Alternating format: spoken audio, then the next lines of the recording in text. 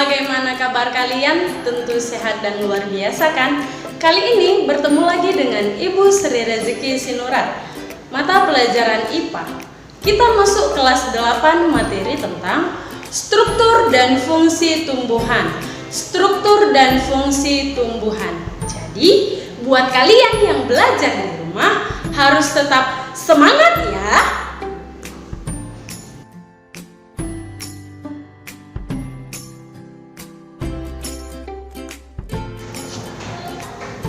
Anak-anak sekalian, tahukah kalian tumbuhan itu lengkapnya terdiri dari apa saja? Ya, tumbuhan terdiri dari akar, batang, daun, bunga, buah, dan biji. Pada kesempatan kali ini, yang kita pelajari struktur dari akar, batang, daun, dan fungsi masing-masing organ tersebut. Fungsi dari akar, batang, dan daun.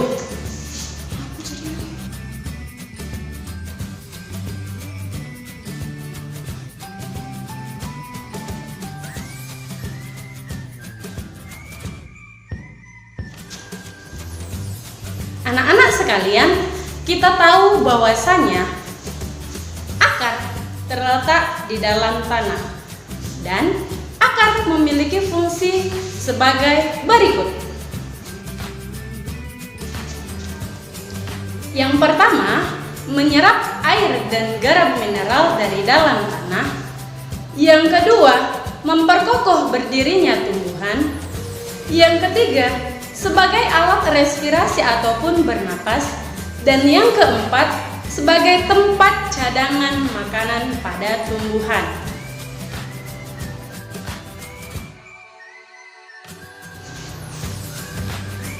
Dilihat dari morfologi akar dibagi menjadi dua, yakni ada daerah diferensiasi yang berfungsi untuk memperluas daerah penyerapan.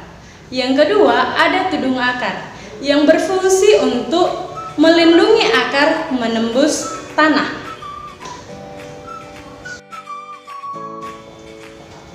Pada kelompok tumbuhan berbiji, ada dua jenis akar. Yang pertama, ada akar dikotil, dan yang kedua ada akar monokotil.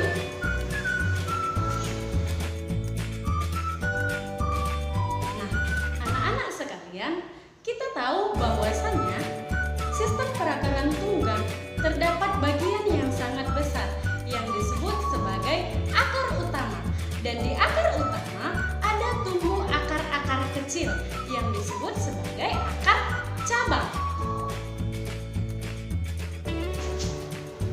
Jadi, sistem perakaran tunggang terdiri dari akar utama dan akar cabang. Anak-anak sekalian, tahukah kalian perbedaan antara sistem perakaran tunggang dan sistem perakaran serabut? Ya, di mana sistem perakaran serabut tidak memiliki bagian yang besar, hanya memiliki cabang-cabang akar yang disebut sebagai cabang akar.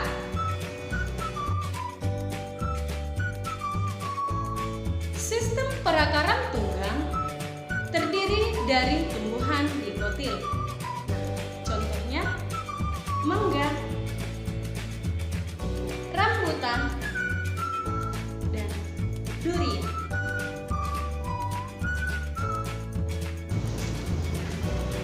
Sedangkan sistem perakaran serabut terdapat pada tumbuhan monokotil. Contohnya, rumput, padi, dan jagung.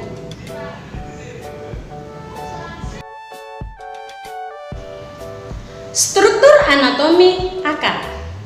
Bila dipotong secara melintang dan diamati di bawah mikroskop, maka yang nampak ada epidermis, korteks, endodermis, xilem, dan floem.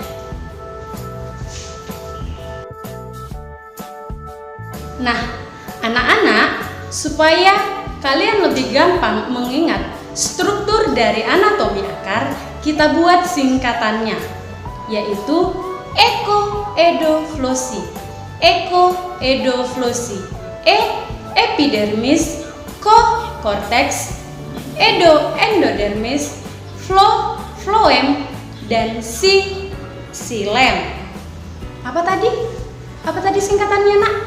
Iya, ekoedoflosi. Ekoedoflosi. Diingat ya.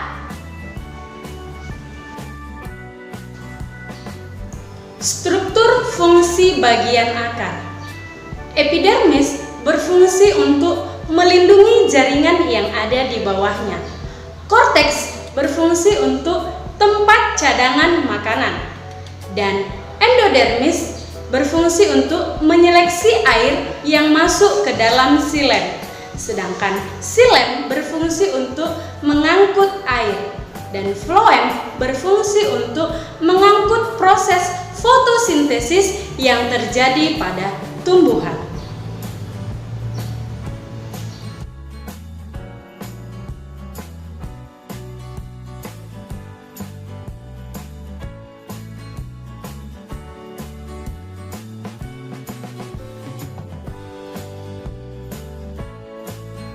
Baik anak-anak, kita lanjutkan materi kita, yaitu tentang struktur dari batang. Kita tahu bahwasanya batang terletak antara akar dan daun. Dan fungsi dari batang adalah sebagai berikut. Yang pertama, menghubungkan antara akar dan daun. Dan yang kedua, menegakkan tubuh tumbuhan.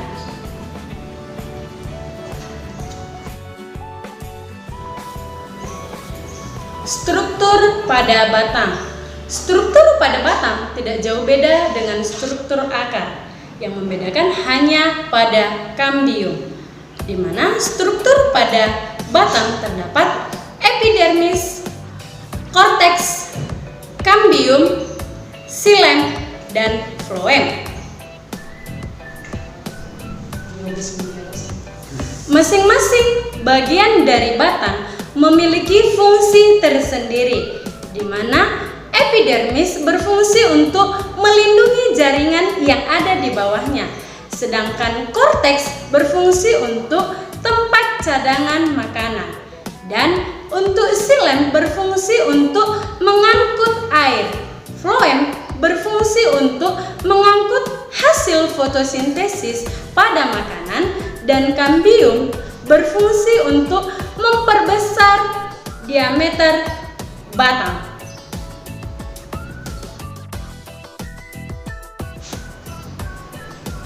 Pada tumbuhan, batang dibedakan menjadi dua, yaitu batang dikotil dan batang monokotil. Tahukah anak-anak sekalian perbedaan dari batang dikotil dan monokotil? Untuk lebih jelas, silahkan simak tabel dan penjelasan berikut ini.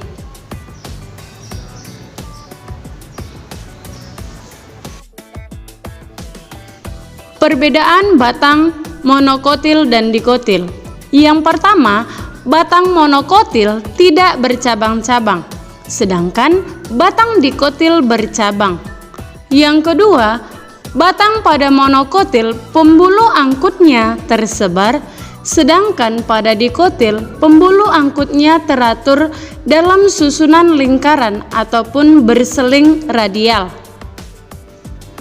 Yang ketiga, pada monokotil tidak mempunyai kambium vaskuler sehingga tidak dapat tumbuh membesar, sedangkan pada dikotil mempunyai kambium vaskuler sehingga dapat tumbuh membesar.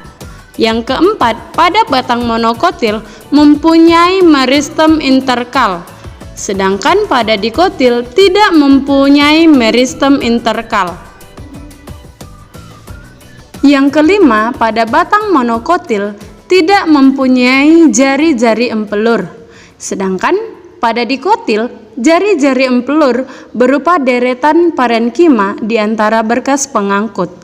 Dan yang keenam, pada batang monokotil tidak dapat dibedakan antara korteks dan empelur.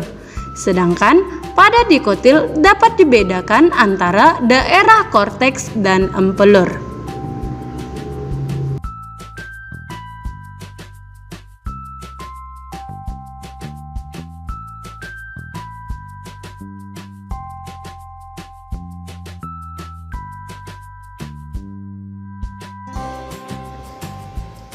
Anak-anak sekalian, kali ini kita akan membahas tentang daun. Tahukah anak-anak sekalian mengapa daun berwarna hijau? Ya, daun berwarna hijau karena di dalamnya ada zat hijau daun ataupun disebut dengan klorofil. Di dalam daun terjadi proses fotosintesis pada tumbuhan.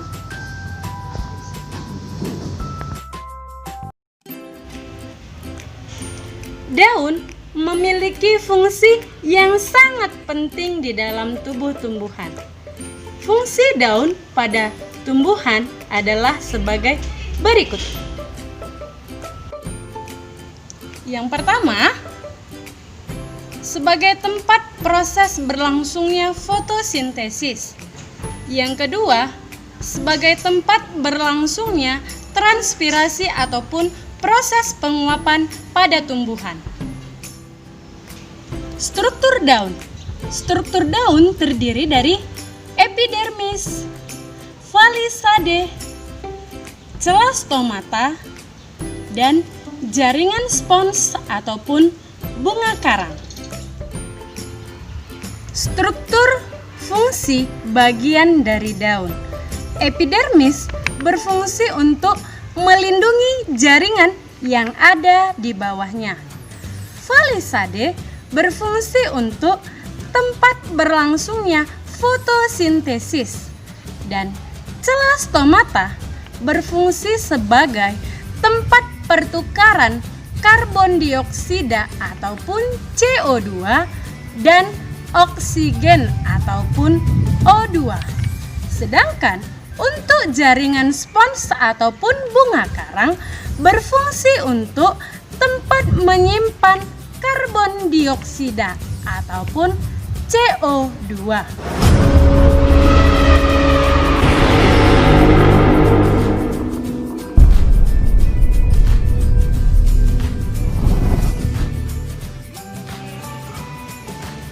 Dari penjelasan yang baru Ibu sampaikan tentang struktur dari akar, batang, dan daun, serta dengan fungsi masing-masing akar, batang, dan daun. Sebagai evaluasi supaya kalian lebih paham, Ibu akan memberikan soal kepada kalian. Nah, soal yang Ibu berikan silahkan dikerjakan. Jawabannya dikirim ke Google Classroom. Ibu tunggu dan Ibu harap kalian semua mengerjakan dan semua benar.